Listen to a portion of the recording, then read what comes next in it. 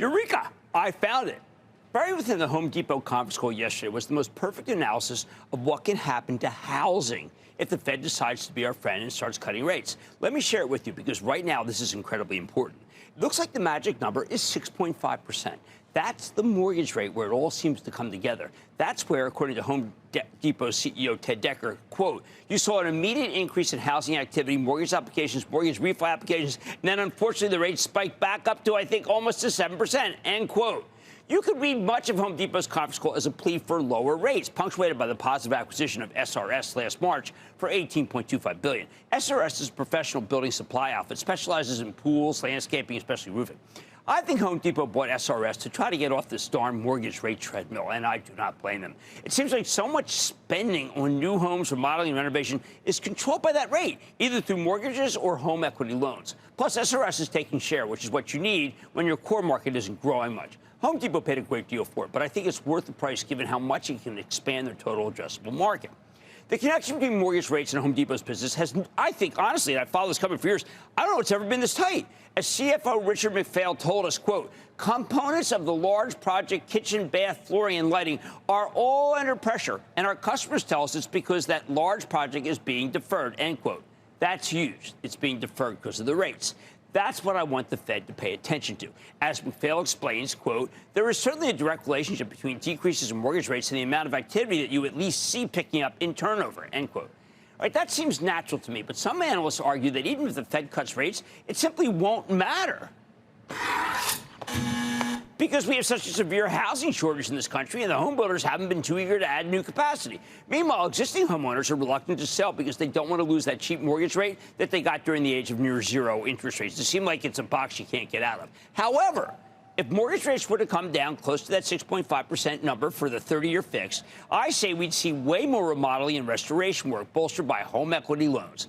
These are all areas that got caught in supply chain disasters during COVID that never really boomed in post-COVID world because the Fed rapidly raised rates in 2022. Lower rates would really help this R&R business. Don't take it from me. Again, Ted Decker says point blank, quote, consumers have seen their home values go up 50% in the last 4 years. Their home equity has increased almost 70% since right before the pandemic. But there's been pressure on larger products tied to construction, end quote. That's in part because housing turnover is down some 40%.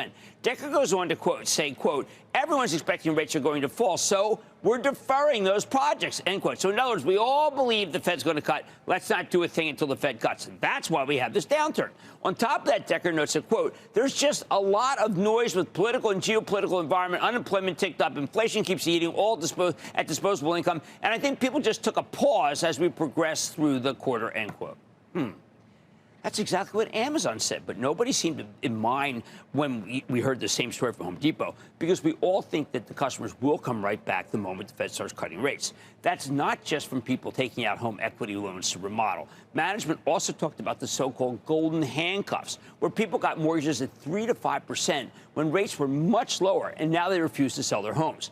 And perhaps really the smartest moment of the whole call, and it's a great call, Decker explained that what he called golden handcuffs problem will only last 1 or 2 years thanks to, and then here's some good news, quote, family size increases, household formation moves for employment and retirement, end quote. In other words, much of the housing chain is simply stalled by a lack of turnover, but the golden handcuffs cannot last forever. Those people will move with lower rates. Consumers will take out more home equity loans with lower rates. We did have some lift. Refi surged 35% in 1 week because rates hit their lowest level in over a year. Again, it demonstrates what happens when rates come down, but it's too ephemeral to base things on 1 week of rate declines. The Federal Reserve is making things too tough right now by not cutting rates to keep that momentum going. I think they've now done enough to slay inflation, even as the cost of shelter is still high, as we saw from the components in CPI this morning. In the end, though, Home Depot call gave me hope. Give me hope that we can avoid a hard landing for housing, but only if the Fed unlocks those golden handcuffs that it created by taking rates to super low levels a few years ago.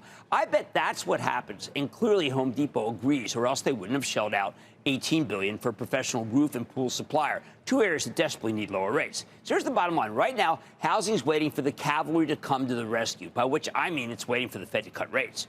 While that's not something we desperately need, at least for the moment, it could be a major positive catalyst for a huge part of the economy. Yes, lower rates will work, but alas, not until the Fed gets off the bench and gives them to us. Let's go to Charles in Arizona. Charles. Greetings to CNBC's finest there. Oh, thank you, Charles. How can I help you? I just want to mention a couple of weeks ago, a caller from Florida insulted your Phillies on air. How dare he comes into your house like that? Yeah, I was going to put him down like a dog, but I like dogs. So go ahead. All right, Jim, I'm an American Express card holder, and I want to be a shareholder. Is now the time to wait? Is it time now? I think or it's a terrific time to buy American Express. All that's going to happen is you got a Fed rate cut coming. I don't know about the black card. I've been trying to assess the advantages of that. It seems like it's cool, but I don't. What do I care? But I do think that this is a good time. The stock should be up more than it is. I love that last quarter. Everyone hated it, and they were wrong. Let's go to Alejandro in New York. Alejandro. Hey, Jim. I'd like to get your thoughts on Airbnb. I got a buddy who's got 40% of his portfolio in this thing, and I'm wondering if it's time for him and for others to part ways, given the weak guidance they provided during their most recent earnings call. Well, 40%, that gentleman does not have horse sense. You can't do that. The Airbnb call was not a good call. And it wasn't a good call because they didn't want it to be a good call. It was not us. It was not me making a determination, well, you got to avoid Airbnb. It was the company making a determination that things aren't as good as we thought. And the travel's not as good. And I even think about hotels are too expensive. But Airbnb, I have to see that the stock has to go lower before I can recommend it because I was so shocked at how negative Brian Chesky was on the call. And he's the CEO, so he certainly knows more than I do.